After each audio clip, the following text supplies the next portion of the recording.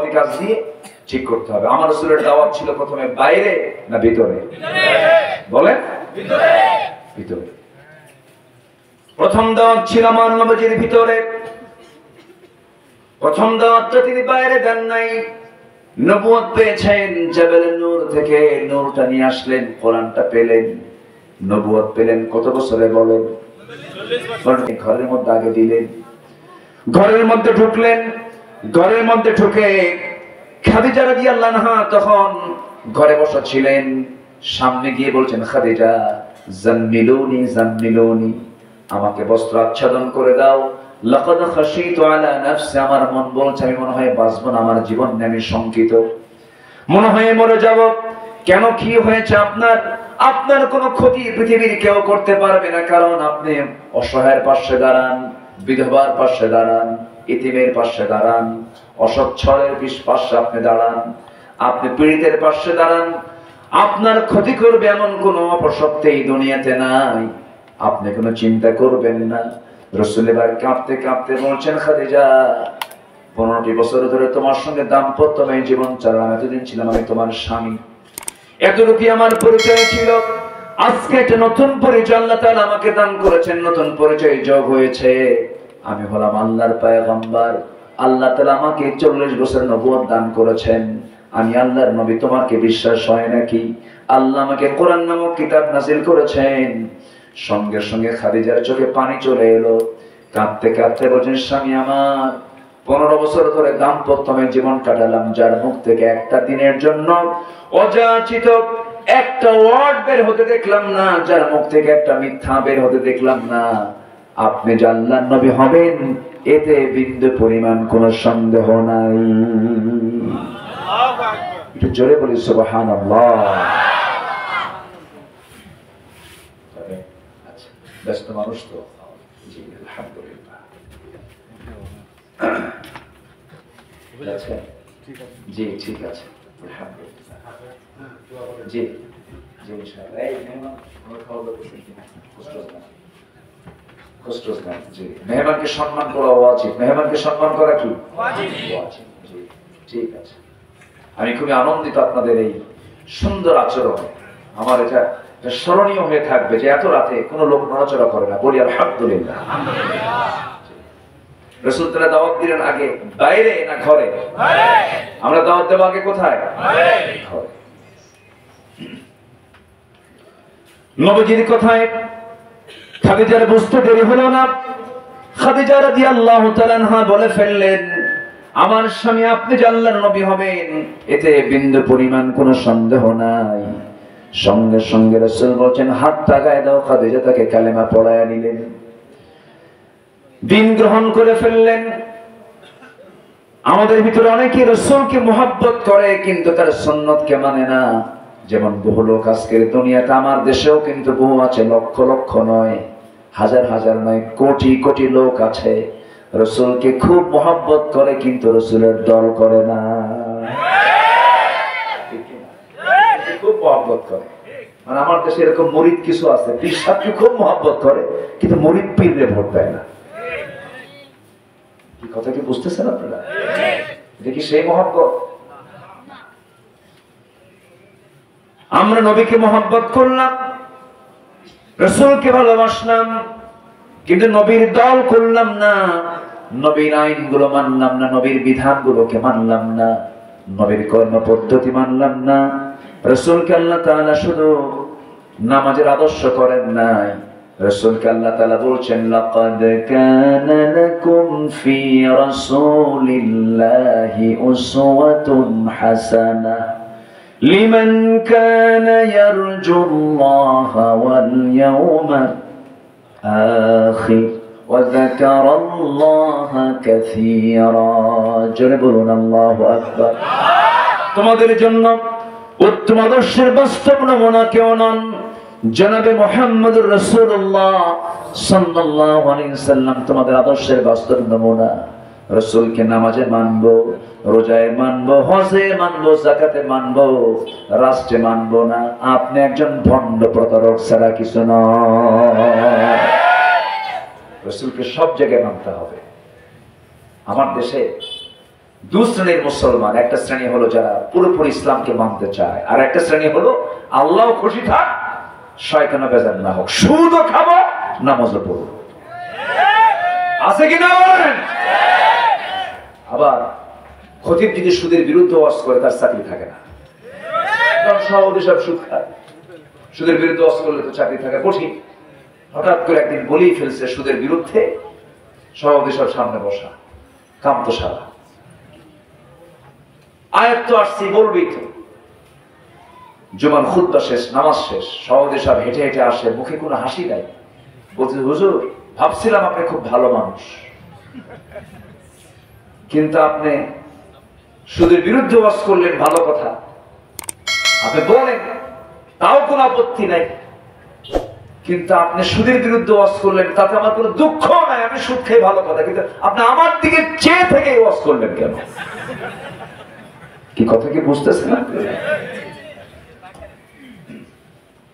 আছে না নাই? আছে না নাই? আজকে মুসলমান সুদ খায়, মুসলমান হিংসা করে। কি করে? হিংসা করে।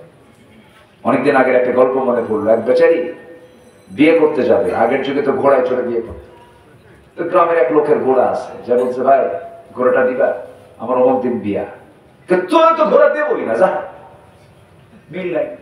ও চলে আসছে বাড়ি, সবে কদরের রাত্রিতে মসজিদে গেছে, আল্লাহর কাছে দোয়া করে, আল্লাহ শোনো, তোমার কাছে আমার আজকে একটা প্রার্থনাও আমার নাই, একটা দোয়া শুধু, ওর যেন ঘোড়া পড়ে।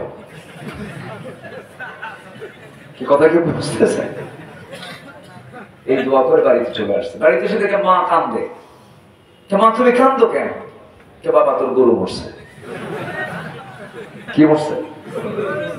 দোয়া ঠিকই কবুল হয়েছে, আমাদের মৌ তো আসছে, ঘোড়ার কাছে না, কার কাছে? কার গরু? যে দোয়া করছে। হিংসা করবে, নিজেই ঠকবে। হারামের কাছে যাব না, হারামের কোন আরাম নাই, সুদ খাবে, এখানে গুতা, এখানে সমস্যা, বুকে সমস্যা, ছেলের কথা শুনবে না, মেয়ে নষ্ট হয়ে যাবে। সুদ খাবেন, পরিবারের শান্তির আগুন দাও দাও করে চলবে, শান্তি পাবেন না। টাকা দেখবেন, বরকত দেখবেন না, কোন শান্তি আপনার ভিতরে থাকবে না। শান্তি বলতে কিচ্ছু পাবেন না। টাকা থাকলে কি সুখ হয়? আচ্ছা বলেন তো, শহরে টাকা বেশি না গ্রামে টাকা বেশি? বেশি খায় কারা? বলে গ্রামের লোক বেশি খায়। চাউলের বস্তা কারা বেশি ঘুরায়? শহরের লোক না গ্রামের লোক? গ্রামের লোক।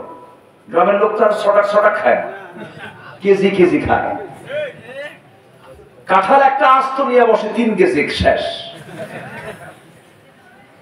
আর 2টা কাঁঠালের কোয়া খাইয়া 3 দিন ডায়রিয়া। শহরের মানুষ খাইতে পারে না। শহরের মানুষ হাজার হাজার কোটি টাকার মালিক খাইতে বসে, নাস্তা করতে বসে, সকালবেলার ব্রেকফাস্ট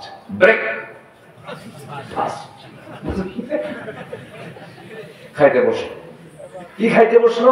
1 কেজি আঙ্গুর সামনে, একটা আঙ্গুর খায়, আরেকটা আঙ্গুর ধরতে গিয়ে পিএস বলে, পার্সোনাল সহকারী বলে, বস আর খাওয়া যাবে না, ইনসুলিন নিতে হবে, ইনসুলিন। একটা খায়, আর এতিমের মতো ছায়া থাকে আঙ্গুর গুলোর দিকে, হারে আঙ্গুর, টাকা আছে কিন্তু খাইতে পারলাম না। কি কথা কি বুঝতেছেন আপনারা? বুঝতেছেন? বলা যায় এতগুলো রুটি, 1 রুটি খায়া আর খাওয়া যাবে না, ইনসুলিন, সমস্যা, ডায়াবেটিস, উচ্চ রক্তচাপ, হাই প্রেসার। আর গরিব মানুষ গ্রামের 4টার দিকে ওঠে, কাজ টাজ করার জন্য বের হয়, 9টার মধ্যেই পুরা পরিশ্রম করে সে বাড়িতে বসে বলে, এই বউ গিন্নি আছে কি নিয়ে আয়, যা আছে তা। রাতে বাসি ভাত পান্তা হয়ে আছে, পান্তা নিয়ে 1 ডিশ গাবলা, ঠিক আছে না, 1-1.5 কেজি হবে চাউল নিয়ে বসলো। কিচ্ছু লাগে না, কোনো কিছু না, খালি এতগুলো লবণ, পেঁয়াজ আর মরিচ, রসুন। এমন খাওয়া শুরু হলো, গো গ্রাস, 4 আঙ্গুল কপাল বাদে সব পেট। বুঝেন না? খাওয়া শেষ। খাওয়ার পরে যখন বলে খাইছো কেমন, আরো কিছু হলে ভালো হতো, আলহামদুলিল্লাহ বলবেন না? এটাই হলো বরকত। এটা কি বলেন? হাজার হাজার কোটি টাকার মালিক খাইতে পারে না, এজন্য শুকরিয়া আদায় করবো কার? বলেন আলহামদুলিল্লাহ। সুদের কাছে আমরা যাব না। রোগগুলো ধরতেছে আজকে, রাগ করতেছেন নাকি আপনারা? শুরু করছে যুবক দিয়া, চরিত্র দিয়ে, এখন আসতেছে ব্যবসা, সংসার, এগুলো নিয়ে একটু অবস্থা করতেছে। মূলত একটু মনোযোগ দিয়ে কথাগুলো শোনেন। সুদের সর্বনিম্ন গুনাহ হলো নিজের মার সঙ্গে জিনা করা।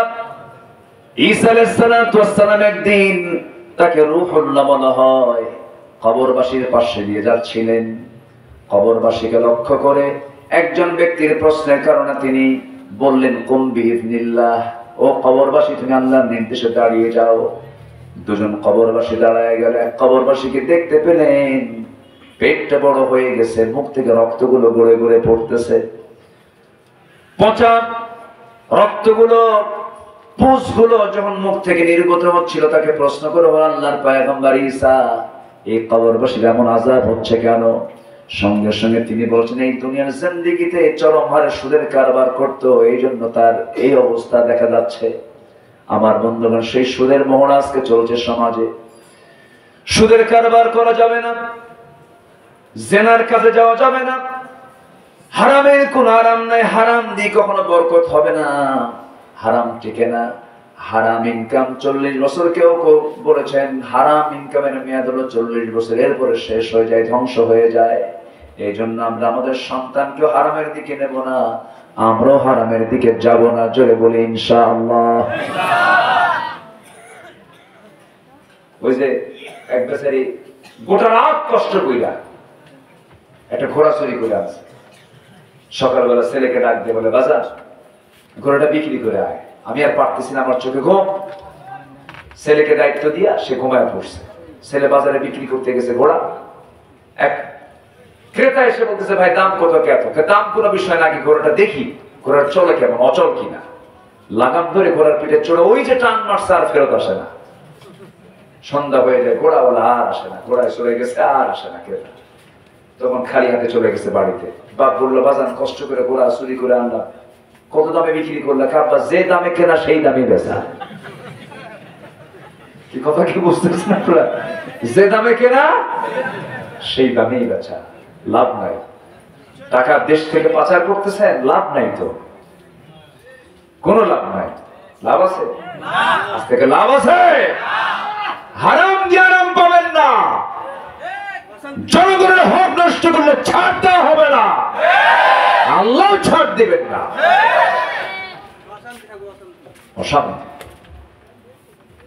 সম্মানিত ভাইরা, তাহলে দাওয়াত দেব আমরা আগে ঘরে না বাইরে? আগে ঘরে না বাইরে? ঘরে। রাসূলকে মহব্বত করতে হবে, ভালো কথা।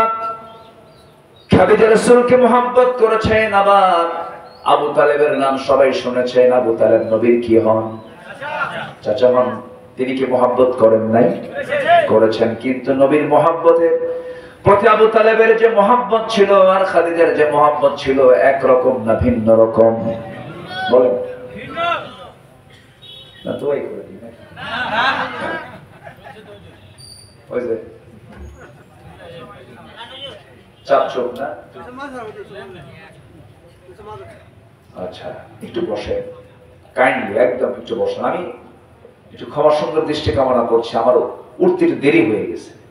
10টায় উঠলে ভালো হতো, কিন্তু কি করবেন, বৃষ্টি একটা পরিবেশের কারণে আমি চাইছিলাম যে আগে ভাগে উঠবো। 12টার পরে তো আসলে আলোচনা ঠিক না, ফজরের নামাজ থাকে, সবকিছু থাকে। আর একটু সময় আমাকে দেন, আমি 6টা এই 6টার হুকুমটা শেষ করি। হ্যাঁ, আমাকে দিচ্ছেন তো সময় ইনশাআল্লাহ? অনেক রাত আমি এটা পছন্দ করি না, কিন্তু আমার ছাড়ে না, বুঝবেন। এবং উঠায় দেয়, লেখা থেকে প্রধান বক্তা হয়ে যায় মাহফিলে শেষ বক্তা। এখানে তাও তো আগে উঠায় দিচ্ছেন। ময়মনসিংহ এলাকায় গত 3 বছর আগে গেছে, হুজুর বলছে, হুজুর ঘুমান। 9টার দিকে গেছে রাত, হুজুর বালিশ দিলাম, ঘুমান। উঠবো কখন? আপনাকে এই বছর 1 ঘন্টা আগে তুলে দেওয়া হবে। তো আমাকে 3টার দিকে ডাক দেবে, হুজুর চলে। বললাম যে 3টার দিকে নিয়ে যাচ্ছেন হুজুর, গত বছর প্রধান বক্তা উঠছিল রাত 4টায়, আপনাকে 1 ঘন্টা আগে দিলাম। এই দেশে কিন্তু আবার এই রাজশাহী অঞ্চলের বাগমারা আছে না, বাগমারা নাম শুনছেন তো? ওরা মোটামুটি রাত 3টার দিকে দেয়। সেদিক থেকে এলাকা কিন্তু অনেক ভালো আছে, বলি আলহামদুলিল্লাহ। একটু আমাকে সময় দেন, কেউ উঠবেন না। তো আমার নবীর প্রতি খাদিজার যে মহাব্বত, খাদিজা নবীর কি হন? স্ত্রী। দুঃখের কালের না সুখের কালের? বলেন বলেন। প্রথম জীবনে আহারে আল্লাহু আকবার, খাদিজাকে আল্লাহ তাআলা নিজে সালাম দিয়েছেন। আল্লাহু আকবার বলেন। আল্লাহ নিজে সালাম দিয়েছেন। আমার বন্ধুগণ, খাদিজার মুহাব্বতের আবু তালেবের মুহাব্বত রাত দিন তফাৎ। আবু তালেব নবীর সঙ্গে নবীর পক্ষ নিয়ে জেল খাটার পর আবু তালেব জাহান্নামে যাবে, মুহাব্বত থেকে ছিল, কিন্তু জাহান্নামে যাবেন তিনি কেন? মুহাব্বত ছিল কিন্তু আনুগত্য ছিল না। আমার দেশে আবু তালেবের মতো বহু মুহাব্বত করনেওয়ালা বান্দা আছে, রাসূলকে খুব মুহাব্বত করে, খুব দরুদ পড়ে, কিন্তু নবীর দল করে না। আছে না নাই? ওদের ভূমিকা হলো আবু তালেবের মতো, আবু তালেবের মতো। কিন্তু আবু তালেবের মতো ভূমিকা দিয়ে জান্নাত পাওয়া যাবে না। আবু বকরের মতো ভূমিকা নিতে হবে, ওমরের মতো ভূমিকা নিতে হবে, আলীর মতো ভূমিকা নিতে হবে। আবু তালেব কি করেন না? নবীর পক্ষে এত কাজ করেছেন তিনি, নবীকে বিয়ে করেছেন তিনি, ব্যবসা শিখেছেন তিনি, ভাষা শিখেছেন তিনি, নবীকে বাঁচাতে গিয়ে জেল খেটেছেন 3.5 বছর আবু তালেব নিজে। এরপরেও তিনি জান্নাত পাবেন না, কারণ তার মধ্যে কি নাই? ঈমান নেই, আনুগত্য নেই। রাসূল বলেন, চাচা আপনি আমার জন্য যা করেছেন, শুধু কালিমা পড়বেন, অনায়াসে জান্নাতে চলে যাবেন। আবু তালেব কয়, মুহাম্মদ এটা আমার দ্বারা হবে না। এরকম লোক এখন আছে না নাই? হুজুর আপনি যা ওয়াজ করেন করেন, সমস্যা নাই, আমি আমার দল ছাড়তে রাজি না। আছে কি না? আসতে বলবেন না, আছে না নাই? আমার নবীজি শেষ পর্যন্ত পারলেন না, কারণ হেদায়েত দেওয়ার মালিক কি আমার রাসূল না আল্লাহ? পারলেন না। নিজের আপন ঘরে, নিজের ঘরের চাচা পারলেন না। আবু তালেব দুনিয়া থেকে বিদায় নিয়ে নিলেন।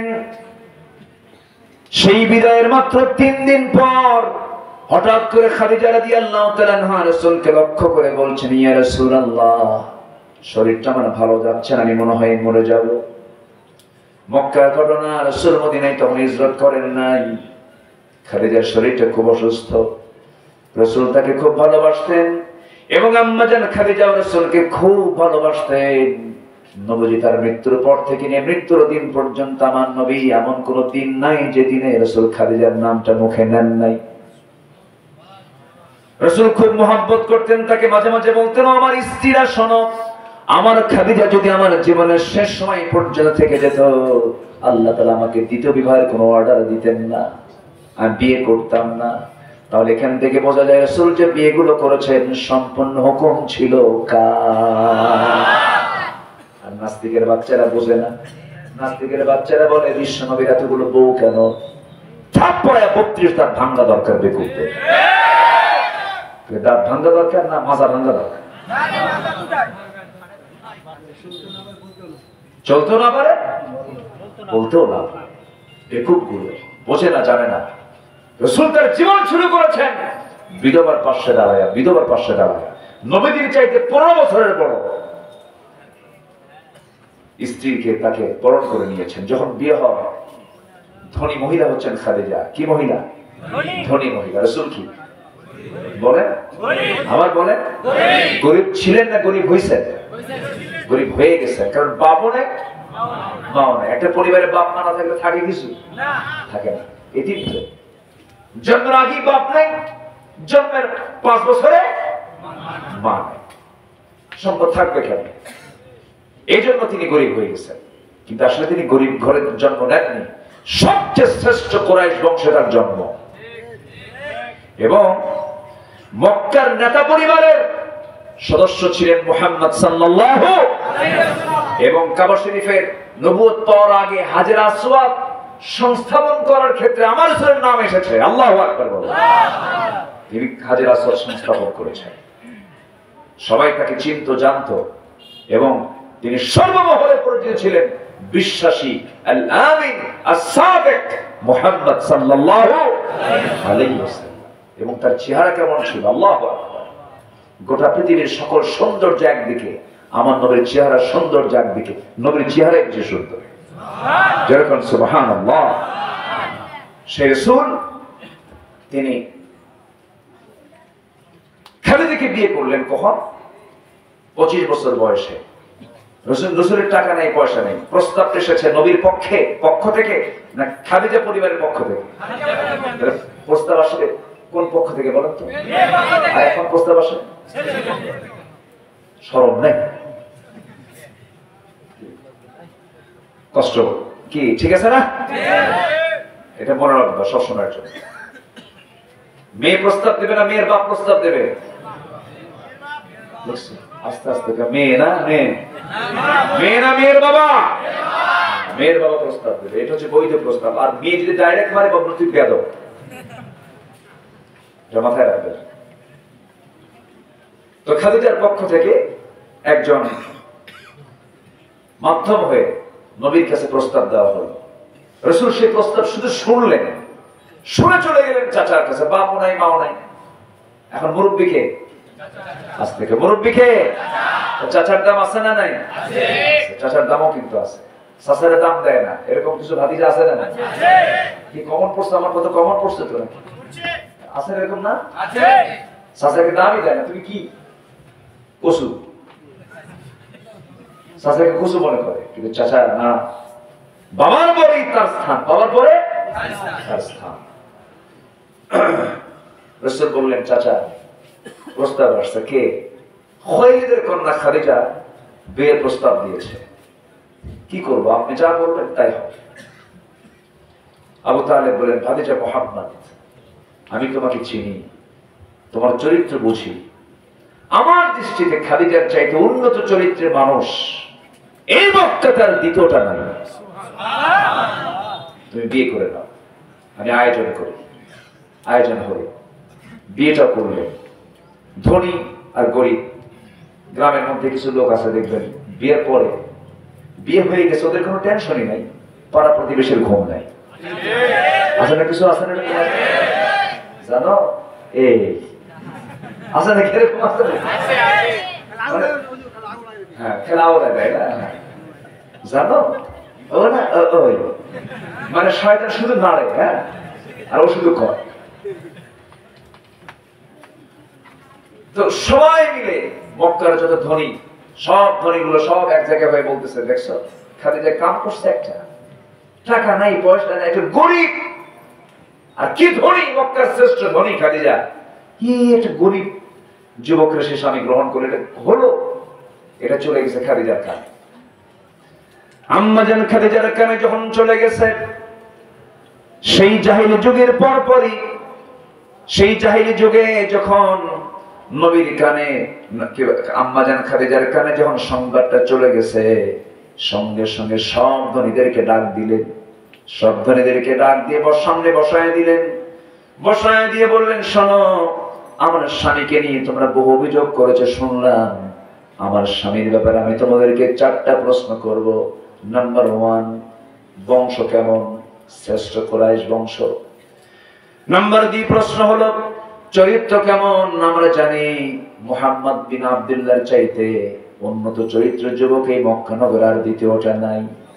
নাম্বার 3 হলো, চেহারা কেমন? এমন সুন্দর চেহারা মানুষ আমাদের চোখে কোনোদিন পড়ে নাই। তাহলে বংশ সুন্দর, চরিত্র সুন্দর, চেহারা সুন্দর। নাম্বার 4 হলো, টাকা পয়সা কেমন? এই জন্যই তো মানা করছিলাম। সবাই যখন জোর সরে বহুজন বললো, এই জন্যই তো মানা করছিলাম, টাকা নাই, পয়সা নাই, এমন গরিব মানুষ স্বামী হিসেবে গ্রহণ করার কি দরকার ছিল?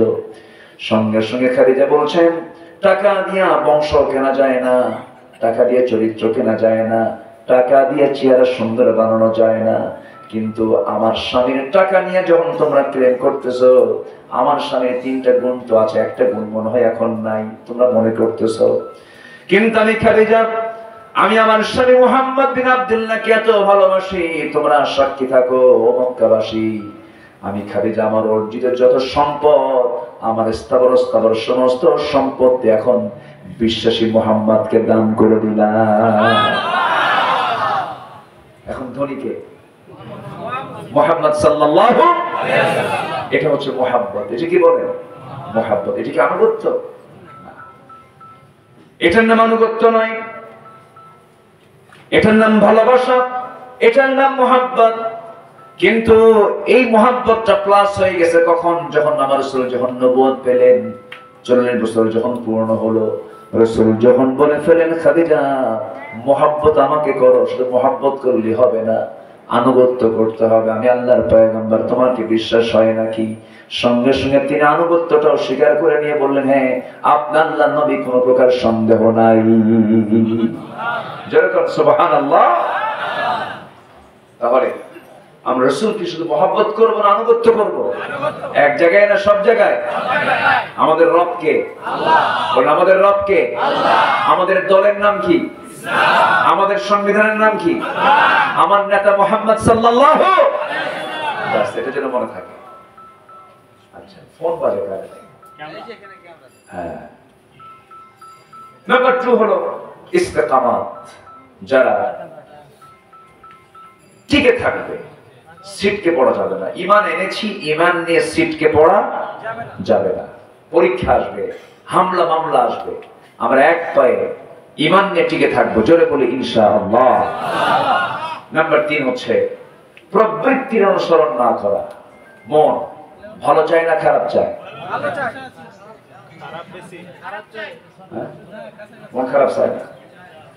আস্তে করে। মন কি খারাপ চায় না? চায়। মন কি ভালো না? মনে ট্রিটমেন্ট করার দরকার আছে না নাই? আছে। নফস তো খারাপ কিছুই চায়। নফস চায় ওর ক্ষতি করি, নফস চায় সুন্দরী মেয়ে যাচ্ছে একটু চায় থাকি। মন চায় না? চায়। এই যুবকরা কথা কয় না?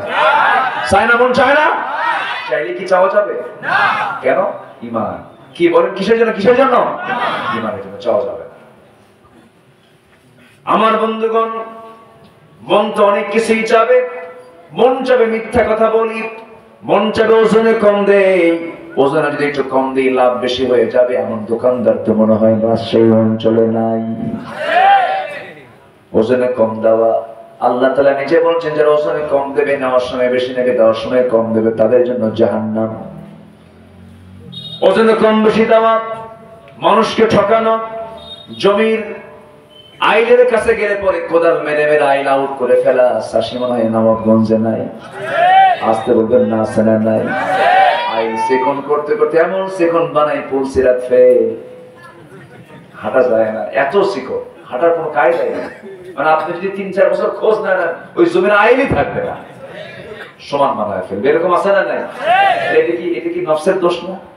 এটা কি নফসের সমস্যা আছে না নাই বলেন? আল্লাহ রাব্বুল আলামিন বলেন, হে রাসূল আপনি দাওয়াত দেন, আপনি টিকে থাকেন, আপনি নফসের দাসত্ব করবেন না, নফসকে আপনি ঠিক রাখার চেষ্টা করবেন। এবং বলে ফেলুন, কুল আমানতু বিমা আনজালাল্লাহু মিন কিতাব। কিতাবে বিশ্বাস আনতে হবে। এবং রাসূল বলছেন, ন্যায় বিচারের জন্য আমি আদিষ্ট হয়েছি, বিচারটা ঠিক করতে হবে। আজকে শুধু বাংলাদেশ কেন, গোটা দুনিয়ার বিচারালয়ের দিকে তাকায় দেখেন, বিচার কি সবার জন্য সমান? আজ আইন বিচার সবার জন্য কি সমান নাকি? গরিবের বিচার একরকম, ধনীর বিচার একরকম, আবার সরকারি দলের বিচার একরকম, বেসরকারি দলের বিচার আরেক রকম, ঠিক কিনা? সরকারি দল এক বিচার পায়, আর বিরোধী দল আরেক বিচার পায়। আমার বন্ধুগণ, নাম্বার 5 চলে গেল। নাম্বার 6 হলো নিজেদের মধ্যে যে ভাঙ্গন হয়, সেই ভাঙ্গন গুলোকে সম্পূর্ণরূপে ছেড়ে মুছে সাফ করে দিয়ে ভ্রাতৃত্বের বন্ধনে আবদ্ধ হয়ে যাও। আল্লাহ তাআলা বলছেন, বান্দা এরকম করে যদি 6টা কাজ করতে পারো, জেনে রেখে যে আমার কাছে তোমার ফিরে আসতে হবে। এই 6টা হুকুম মেনে চলবে, আশা করা যায় জান্নাত যাওয়ার জন্য তোমাদের কোনো কষ্ট করতে হবে না। জোরে বলুন সুবহানাল্লাহ। বেগ হবে না, কষ্ট হবে না তোমাদের। আসুন আমরা এই কাজগুলোর আঞ্জাম আমরা দেওয়ার চেষ্টা করি। আল্লাহ কবুল করুন। জোরে বলে আমিন। সবার বাড়িতে মা বোন আছে না? না আছে না? মা বোন আছে না? মা বোনদের কিছু বলবো, মেহেরবানি করে সব সব ফরজের আমি বড় ফরজ মনে করি মাদের, সেটা হলো নিজের শরীরকে হেফাজত করা, পর্দায় থাকা। আজকে এই পর্দাকে মুসলিম পরিবার থেকে সরানোর জন্য সবচেয়ে বড় একটা মারাত্মক ভূমিকা পালন করছে হলো ভারতের চ্যানেলগুলো। আমি কি ভুল বলতেছি? ভারতের চ্যানেলগুলো মাদের পর্দাকে নষ্ট করার একটা প্রধান মাধ্যমে রূপ নিয়েছে। এগুলো দেখবো না। পরকীয়ার পরিমাণ কমছে না বাড়ছে? স্বামী স্ত্রীর মহাব্বত আজকে বিদায় নিয়েছে। হ্যাঁ, বউকে মহাব্বত করে, কিন্তু নিজের বউ না, অন্যের বউ। নাউযুবিল্লাহ। যে নোংরামি, আল্লাহ তুমি নোংরামি থেকে এই জাতিকে হেফাজত করো। মাদেরকে যথাযথ পর্দা অবলম্বন করার তৌফিক দিয়ে দাও। এসবাদ কামনা করছি। আমি আমার কথা আর বাড়াবো না, ধীরে ধীরে দোয়ার দিকে যাব। আল্লাহ যেন আমাদের সকলের জিন্দেগির গুনাহগুলো যেন আল্লাহ পাক মাফ করে দেন। আব্বা আম্মার কবরকে জান্নাতের টুকরা বানিয়ে দেন। আমাদের সবাইকে দিনের জন্য কবুল করেন। যে যেখানে আছেন বসে পড়ি, প্রায় 1টা বেজে যাচ্ছে। আমরা এখন সোজা দোয়ার দিকে যাবো। নামাজের মতো করে আমরা বসি।